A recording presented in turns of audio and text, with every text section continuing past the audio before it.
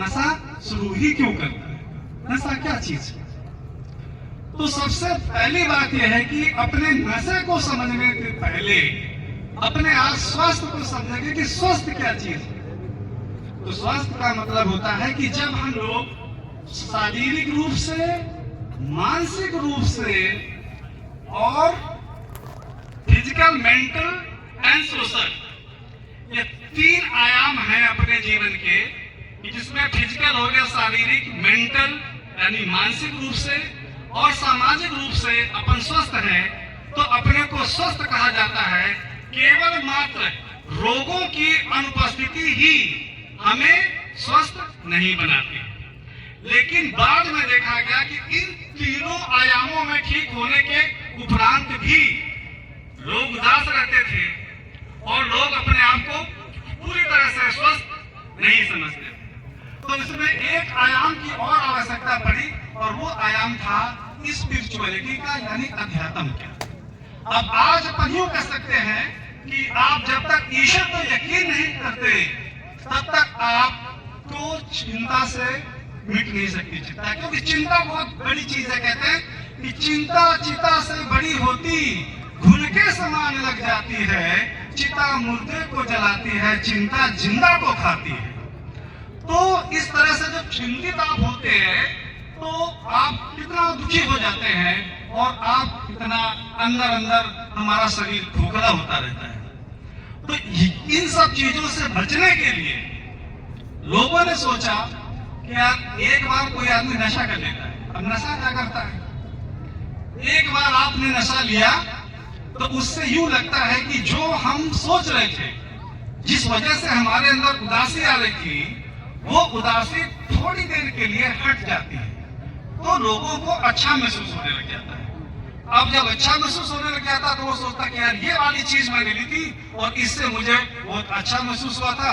अब फिर आगे वो जब भी ऐसी स्थिति होती है फिर वो उसी स्थिति को और ढूंढता है। इसका क्या मतलब हो गया कि जब वो बार बार उसी स्थिति में आने के लिए सोचता है तो फिर उसी का नाम होता है एडिक्शन। और फिर आप उससे जब पूछो कि भाई इससे ये हो जाता है, किडनी खराब होती है, लंग्स खराब हो जाते हैं, फेफड़े, लीवर सब खराब हो जाता है, तो उसका वही वाला आता है जवाब कि साहब इस नशे से तो हमें मोहब्बत हो गई है। और उसका फिर वही शायराना आता है जवाब कि साहब इसका जो अंजाम है हमें मालूम है। कि वो कहते हैं कि अंजाम मोहब्बत हमें मालूम है लेकिन ये दिल है कि मानता नहीं। और फिर वो बात आ जाती है एडिक्शन पे, यानी कि अब वो आदमी एडिक्ट हो चुका है। जहां तक शराब पीते थे वहां तक तो कोई खास बात नहीं थी, लेकिन श्रीमान जिला कलेक्टर महोदय सर का जो एक समय अभियान चल रहा है मानस, उस मिशन में ये देखा गया चिट्टे जो लेके आते हैं, आप लोग अखबार में रोज देखते हैं, समझते हैं कि वो इंजेक्शन लगाते लगाते ही इसकी मौत हो गई है। और आज की नई नई जनरेशन जो है वो उससे कितना प्रभावित हो रही है। आज के दैनिक भास्कर के अंदर अगर आप खोलेंगे तो उसमें था कि जो HIV एड्स जो कम हो गया था, लेकिन इसी सिरिंजों से, एक सिरिंज से कई लोग एक नीडल से लगाते हैं इंजेक्शन नशे वाला, उसकी वजह से वो HIV भी कितने गुना ज्यादा होने लग गया है। वो कई गुना इतना HIV भी होने लगा है। वो आप सबको मालूम है कि HIV का कोई भी इलाज नहीं है, उसका बचाव ही। तो समय के अंतराल में इतने कॉम्प्लिकेशन हो जाती है और हम सब इससे कितना बीमार हो जाते हैं ये आपको सबको मालूम है। ऐसा शुरू में आप करते हैं, फिर उसके बाद में वो उससे ये होता है कि भाई आप अगर मान लो एक गिलास पीते थे कोई शराब, फिर उसके बाद लंबे समय तक पिएंगे, फिर उतना भी काम नहीं करती, फिर और पीते हैं। तो इसका मतलब हो गया कि अब आपका शरीर जो है वो एडिक्ट हो चुका है और अब वो और ज्यादा डिमांड आपकी करने लग गया। अब एक चीज मैं आपको बता देना चाहता हूँ कि ये है क्या नशा। जब तक आप सोचेंगे यार वो नशेड़ी है, उससे नफरत करते हैं, तब तक तो ये आप इसका कोई बचाव नहीं सकते। हम सबको मालूम है कि गली का कोई कुत्ता भी अगर मर जाता है तो उसके प्रति लोगों के अंदर बहुत सारी संवेदना रहती है। सब कोई सोचते हैं कि अरे यार बेचारा कुत्ता मर गया है ना। लेकिन अगर कोई नशेड़ी मर जाता है तो किसी के अंदर कोई वो नहीं होता, ठीक है मर गया। परिवार के अंदर भी दुखी थे, परिवार वाले भी थी, समाज वाले भी दुखी थे। ये सब लोग दुखी थे। अब इन सब चीजों से आप लोग भली भांति परिचित हैं, तो क्या आप ऐसा संकल्प नहीं ले सकते आज हम लोग कि यार इस नशे को किसी भी हालत में हमको शुरू नहीं करना है। तो इसको क्या किया जाए कि हमारी बॉडी स्वस्थ रहे और वो इन प्रकार की चीजों की कोई डिमांड ही ना करे। इसके लिए आज मैं आपको एक फॉर्मूला बताता हूं, बल्कि 2 फॉर्मूला बताऊंगा। एक तो आपको याद रखना है भगवान, भगवान तो भगवान, मैंने वा को संधि विच्छेद किया, आ और न बन गया। अगर इस भगवान को आपने याद रखा तो आप हमेशा स्वस्थ रहेंगे। भा से भूमि, भूमि का मतलब जमीन। इसका क्या है मतलब कि आजकल हम लोगों ने नंगे पैर घूमना तो बंद ही कर दिया है। बेड से उतरे, स्लीपर पहन ली, उसके बाद नहा धो के जूते मोजे पहने और फिर ऑफिस में आ गए, ऑफिस के अंदर आ गए, फिर वापस गए। तो जो हमारे शरीर की नेगेटिविटी रहती है वो नेगेटिविटी खत्म नहीं होती है, और वो जो भूमि में आनी चाहिए थी उसको हम लोग अपने अंदर ही रखते हैं, फिर उदासी आती है, चिंतित रहते हैं।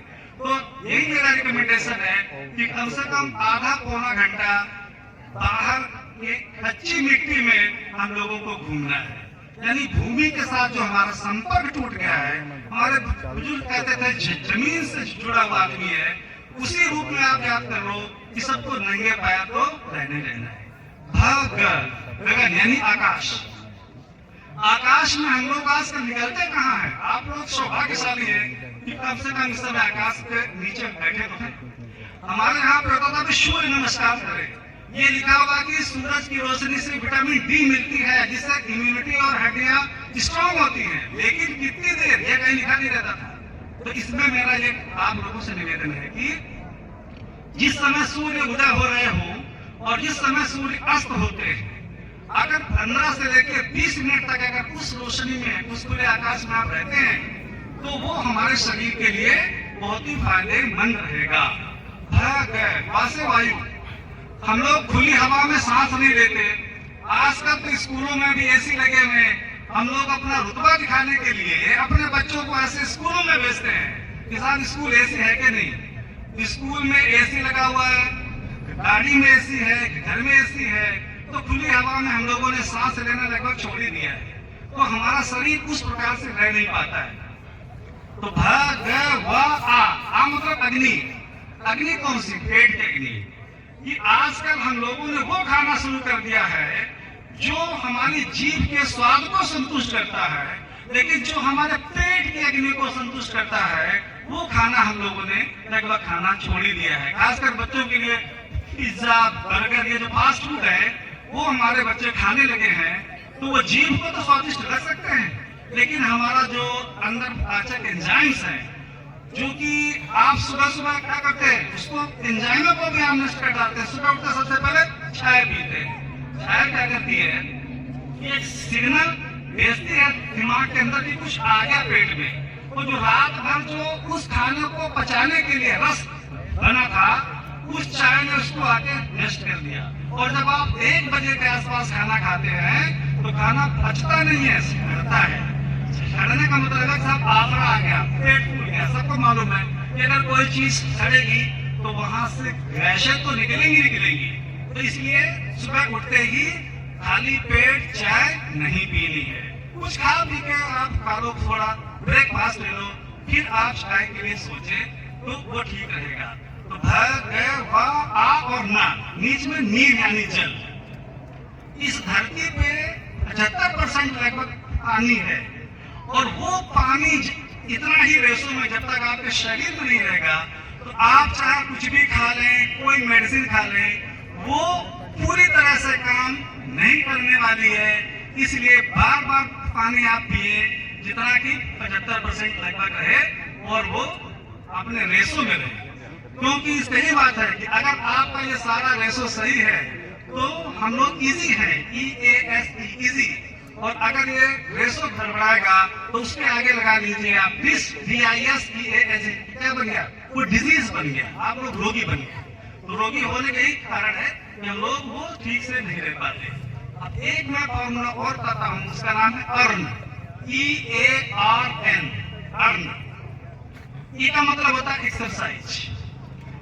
आप में से यहाँ तो बहुत अच्छा हो रहा है, ठीक है, लेकिन रूटीन के अंदर घर के अंदर लोग एक्सरसाइज आधे घंटे का भी नहीं करते हैं। इसमें मेरा यही है कि अगर आप की उम्र के साथ साथ आधे घंटे से लेकर 45-45 मिनट तक और कुछ नहीं करते, केवल वॉकिंग आप करते हैं और लंबा सांस लेना आप सीख गए, तो आप समझ लो कि आधी समस्या तो आपके शरीर की वैसे ही हल होने वाली।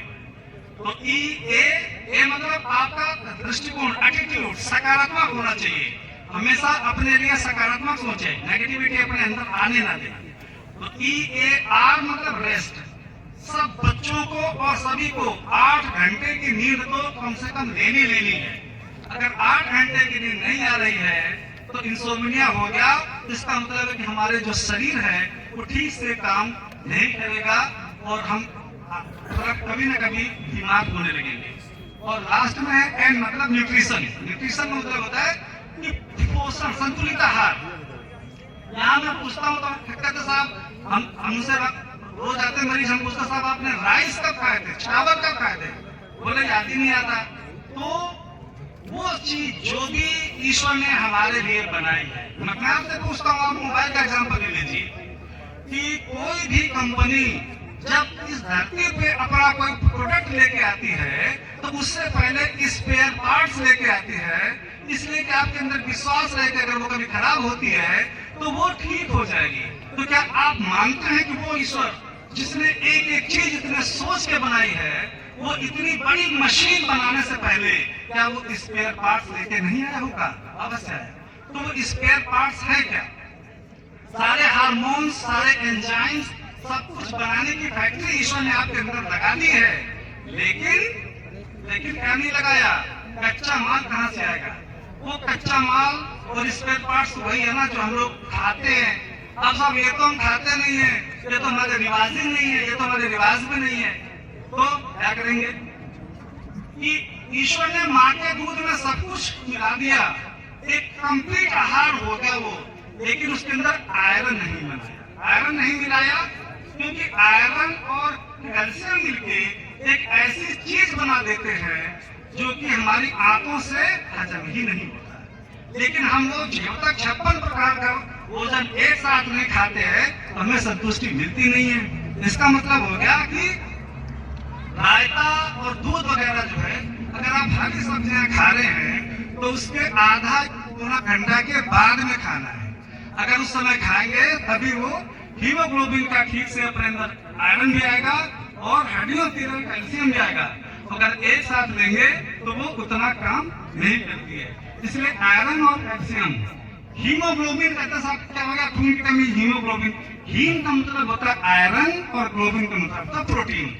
अकेला आयरन खाने से हीमोग्लोबिन की मात्रा नहीं इंक्रीज होती है, उसके साथ प्रोटीन वाली दालें हैं जितनी प्रकार की, इन सब में अच्छा प्रोटीन होता है, वो सब चीजें हमें खानी होती है। अगर ये सब चीजें आप खाते हैं और एक निश्चित रेशो में खाते हैं तो आपका मन वैसा ही खुश रहेगा। उसके लिए किसी नशे वशे को लेने की आपको आवश्यकता है नहीं।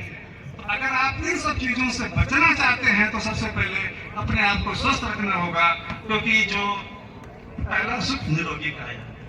मैंने कहा था कि अध्यात्म, ईश्वर को आप देखिए, पूरी बॉडी के अंदर ब्लड सप्लाई है, खून की सप्लाई है, लेकिन लेंस और कॉर्निया में ब्लड सप्लाई नहीं होती है। क्योंकि अगर लेंस और कॉर्निया में ब्लड सप्लाई होगी तो ऐसा लगेगा कि ये पूरी कायनात खाली रेड रंग की हो, ऐसा महसूस होगा कि हमने लाल रंग का चश्मा लगा लिया है और इसलिए सब कुछ रेड रंग का दिखेगा।